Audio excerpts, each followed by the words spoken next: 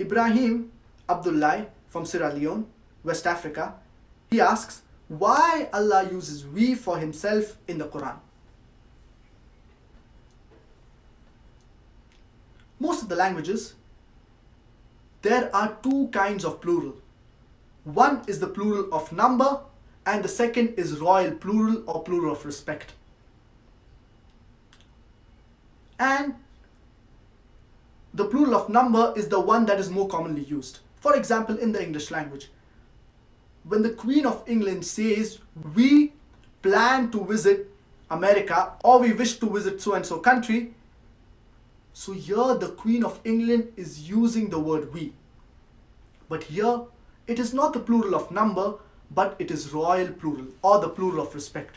Similarly, in the Hindi language, when the Prime Minister of India or when the President of India says, hum karna chahte hai, hum, which means we.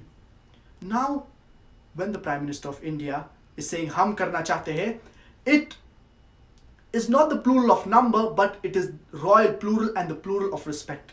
And any person who's well versed with the English language, he will know based on the context that the word used by the Queen of England, we, it is the plural of respect. Similarly, in the Arabic language, when Allah subhanahu wa ta'ala uses the word nahnu for himself, referring to himself in the glorious Quran, it is not the plural of number, but it is a royal plural or plural of respect. It is singular. Allah subhanahu wa ta'ala clearly says in the glorious Quran, in Surah Ikhlas, chapter number 112, verse number 1, Qul huwa Allahu ahad. Say he is Allah, one and only.